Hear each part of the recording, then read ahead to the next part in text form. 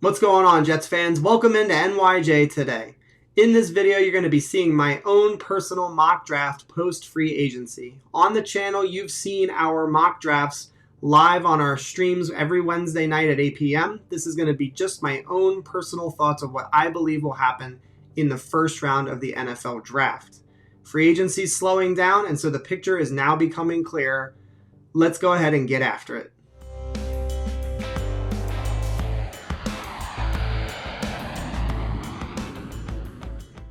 And we're just going to kick things right off. We have number 1, Trevor Lawrence going to the Jacksonville Jaguars, quarterback out of Clemson. He is the generational quarterback that we've all been talking about the last few years. It's a slam dunk pick, and Urban Meyer and the Jacksonville Jaguars seem pretty content to select him at number 1 overall. At number 2, we have the New York Jets selecting Zach Wilson, quarterback out of BYU. Just flip on the tape, pretend like you don't even see that he's playing for BYU. Just watch him play on the football field. He's great under pressure. Don't let anybody tell you that he cannot throw against pressure. He did not face a lot of pressure, but he was very successful against pressure when he did face it. So just keep that in mind. This is a very skilled quarterback, and really he's the 2A to Justin Fields 2B. Third overall pick, the San Francisco 49ers have moved up to select Justin Fields, quarterback from Ohio State University. The rumors right now, they've floated out a couple that they were trading up for Trey Lance. They're trading up for Mac Jones. I don't really buy that. I think that this guy fits the scheme so nicely, and I think that Kyle Shanahan will do some amazing things with Justin Fields under center. At number 4, we have Kyle Pitts, tight end out of Florida. I don't think this is a huge need necessarily for the Falcons. They have a ton of weapons already, but I just think the versatility that he offers and the fact that he's basically the best player available at this point in the draft, I think it's pretty hard to pass up for them. And again, he's just going to make a huge impact right away in the NFL. He and Matt Ryan, I think, will connect really, really nicely. At number 5, we have the Cincinnati Bengals selecting Penei Sewell out of Oregon. This is a guy that's going to help protect Joe Burrow, keep him up, keep him healthy, and the long-term success of the Bengals will depend on this pick, I think, in protecting him. I think there's a case that you could make that maybe they would look at Rashawn Slater as well. We have him going a little bit later in the draft. At number 6, the Miami Dolphins select Ja'Marr Chase, wide receiver out of LSU. This is my favorite wide receiver in the draft class, and I think that he is going to prove to be the best one in the class when it's all said and done. This guy has all of the skills, size, speed. He can make people miss in the open field. He can break tackles. This is an all-in-one package. This guy is an absolute stud, and I love Ja'Marr Chase. Great pick for the Dolphins. It will help Tua Tagovailoa out a lot. Number 7, we have the Detroit Lions trying to fill the holes left behind by Marvin Jones and Kenny Golladay. They select the Heisman-winning wide receiver out of Alabama, Devonta Smith. This guy is slender, and he does have a small frame, but he is an absolute awesome wide receiver, great route runner, makes big plays down the field. I think that he'll fit in really nicely with that team. I think you could make the case that Trey Lance might be the pick, but I think that the Lions are looking long-term here, and they're not going to reach on a quarterback necessarily. They're going to take the one that they think is going to help them out in the long haul. And then to wrap this segment up, we have the Carolina Panthers at the 8th overall slot, taking quarterback Trey Lance out of North Dakota State. He's going to sit behind Teddy Bridgewater for a year. He's going to learn the NFL game, and then he's going to step in and he's going to make big things happen. In this next segment, we're going to be breaking picks 9 through 16 down, starting with the Denver Broncos at number 9. They select Rashawn Slater, offensive tackle out of Northwestern. I don't think they're going to take a quarterback in this draft unless they make a move for like a Sam Darnold by trading up for one of the quarterbacks that are projected to be picked in the top 4. I just think that this team is going to continue to stockpile talent and surround Drew Lock with some more protection and some more weapons. They already have a ton on offense. They have Noah Fant. They have Jerry Jeudy. So I just expect them to continue to build this offense up, and I think this is a fantastic pick for them. At number 10 overall, we have the Dallas Cowboys selecting Patrick Surtain, cornerback out of Alabama.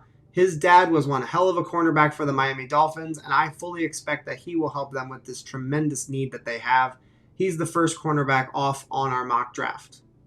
At number 11, I have Gregory Rousseau going number 11 to the New York Giants. I think this guy kind of feels like a Giants pick. He would be an outstanding edge rusher for them. He had 15 and a half sacks in 2019. People kind of forget about that. This guy was an absolute monster that year. And, just because he sat out in 2020 does not mean that he is not draftable or enviable in the top 15 of an NFL draft. I think he's going to get drafted maybe a little bit higher than people expect.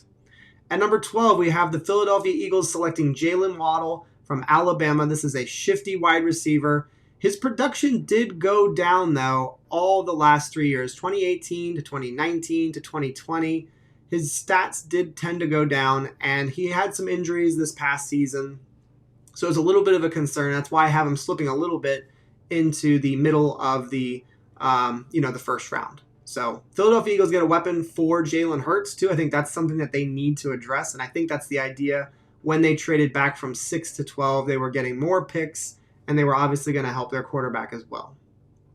The Los Angeles Chargers select offensive tackle Christian Darrisaw out of Virginia Tech. They're going to protect their quarterback, Justin Herbert. I think this is a slam dunk pick. I think the position is a big need for them, and they just need to continue to stockpile and help Justin Herbert show that he is an absolute stud of a quarterback, and he was last year. At number 14, I have the Minnesota Vikings addressing their edge rushing need with Kwity Paye out of Michigan. At number 15, we have the New England Patriots selecting Mac Jones, quarterback out of Alabama. I do not see Mac Jones as a top 5 pick. Some people are projecting him to the 49ers at the 3rd overall pick, and I just don't see it. Does not mean I don't like him as a quarterback. I think he's a talented guy, but I don't think you can stand him next to the likes of Justin Fields, Zach Wilson, and Trevor Lawrence and say that he is as talented as those guys. So I have him going to the New England Patriots at 15. And then to wrap this segment up, we have the Arizona Cardinals selecting cornerback Jaycee Horn out of South Carolina. Physical press corner. He's going to play a lot of man coverage for them. And I think he's an outstanding replacement for Patrick Peterson, who they just let go in this offseason. In this next segment, we're going to be breaking down picks 17 through 24, starting with the Las Vegas Raiders. They are selecting linebacker Micah Parsons out of Penn State. This is a freak athlete who can cover, who can blitz really effectively. He had a bunch of sacks in college. And I think this is just filling a huge monster need for the Raiders. Their defense needs to be better. They need to be able to stop the run more effectively. They need to be able to get off the field on 3rd down. I think this guy's going to help them in a multitude of ways. Just an awesome pick for the Raiders. At 18, the Dolphins are addressing a need with Azeez Ojulari out of Georgia. This is an edge rusher who's a little bit smaller on the smaller side. But I do think that he projects well to a 4-3 defense as a defensive end. I think the Dolphins come away with a really solid player here in the middle of the first round. At number 19, one of my favorite football teams, funny thing I should say that because they are the football team after all, but one of my favorite teams heading into this coming season is the Washington football team. I think that they have got an unbelievably talented front 4 and front 7, and now they're adding to their secondary. And you see the receivers that they have on offense, and you see Antonio Gibson on that offense. The offensive line is solid as well, and now they're adding a really talented cornerback that some people think probably could be the number 1 cornerback if it weren't for his back injury that he is currently dealing with. I have the Chicago Bears adding an offensive lineman. I think he can play offensive tackle. I think he can play guard at the NFL level. Elijah Vera-Tucker out of USC. I think this is a fantastic pick for them and fills a need for them as well. At number 21, the Indianapolis Colts are selecting Samuel Cosmi out of Texas. This is a guy who's going to be an outstanding right tackle. I think he's going to fill in nicely for Anthony Costanzo, who retired this offseason. I think this is a great pick for them, and I think it's just about the range that he's going to go.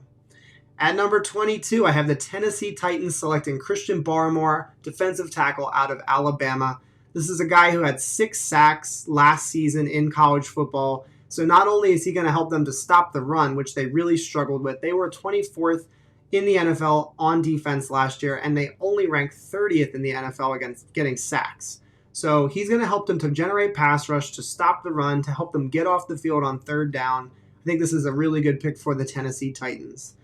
At number 23, I have our New York Jets selecting Greg Newsome, cornerback out of Northwestern. This is a guy that's going to fit the scheme so nicely, and I think that he and Bryce Hall are going to form a really nice duo on the outsides. I will be interested to see what the New York Jets decide to do post-draft to see if maybe they add another veteran or two to help round out this secondary. Maybe Richard Sherman could come in to help teach these guys. Maybe we could re-sign Brian Poole to help play the slot corner position. It's going to be very interesting to see what they do with this 23rd overall pick. I will let you know, I would love to see offensive line here, but if Greg Newsome is there, I don't think there's any way they pass on him. I think they have to take a cornerback if he's there. If he's gone, I think they're going to need to consider taking Creed Humphrey, who I have going at the 24th overall pick to the Pittsburgh Steelers. They lost Pouncey this offseason. He retired. And so they're filling a big need, and they're going to get a great player. Creed Humphrey is an absolute stud at 24 overall to the Pittsburgh Steelers.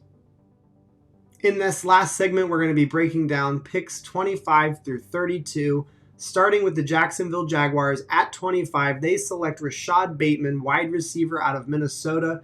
He and Trevor Lawrence, I think, will connect right away. This is a guy who's big, fast, physical, can play on the outside. I think he could line up in the slot. I don't know if he would excel at the position, but he could definitely play some reps in the slot position. And I think, again, Trevor Lawrence and him could just connect right away from day one and have a really long careers together. At number 26, I have the Cleveland Browns addressing a huge need. They need linebackers in the worst way. They get Jeremiah Owusu-Koramoah out of Notre Dame. He's going to fill a huge need for them, and he's going to make some plays for them on the defensive side of the football. At number 27, I have the Baltimore Ravens trying to fill the holes left by Yannick Ngakoue and Matt Judon, selecting Joseph Asai, edge out of Texas. The Baltimore Ravens have made a literal franchise. They do such a fantastic job selecting in the later end of the first round. They always seem to be hitting on their picks, and I think that this guy would be an outstanding selection for them. Fills a need.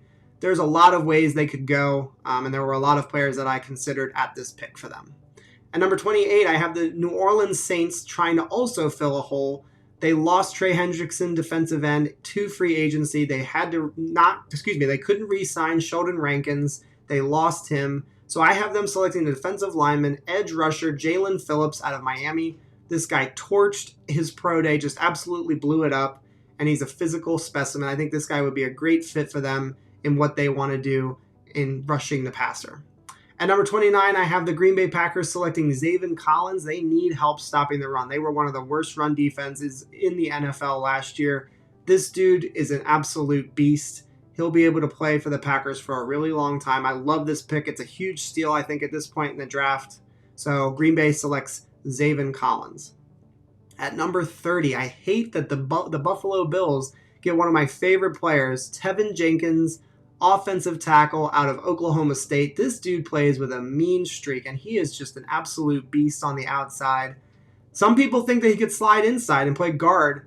The Bills did not have a very good running game last year, and I think they're going to look to add not a running back, but an offensive lineman to help improve their running game. I think some people might say, oh, why didn't you select, Najee Harris or Travis Etienne? I just don't think that that's going to help cure their problems with their running game. I think they need to address the offensive line, and this dude is just an absolute slobber knocker.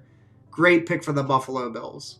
At number 31, I have the Kansas City Chiefs, again, continuing to add to their offensive line. They signed Joseph Tooney in free agency to a mega deal. They're going to continue to add to the offensive line by selecting Jalen Mayfield, offensive tackle out of Michigan.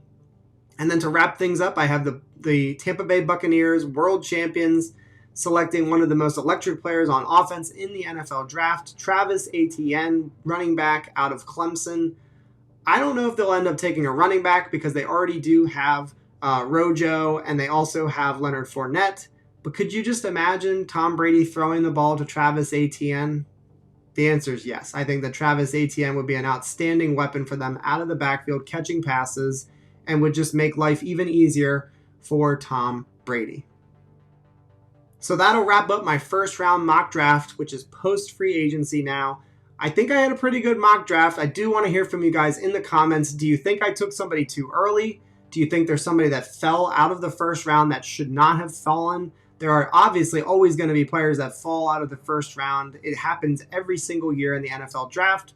So let me know what you guys think in the comments. I would love to hear feedback on the mock draft, but also your own personal take on what you think will happen in the NFL draft. That's going to do it for this video. Thank you so much for watching NYJ Today. Guys, if you enjoyed this video and if you enjoyed the mock draft, please jet up the like button. And if you're new here, please consider subscribing to the channel. We host a weekly podcast, a live podcast every Wednesday night at 8 p.m. So check us out for that. And if you haven't, please consider leaving us a voicemail. We do include you guys in the show. So whether you're on the live stream or whether you watch it afterwards, we still want to hear from you. So if you're not in the comments during the streams, consider leaving us a voicemail and we will try to play it on the show. So again, let me know what you guys think in the comments about the mock draft. Thank you again for all of your support. It means the world to us. Go Jets. See you guys next time.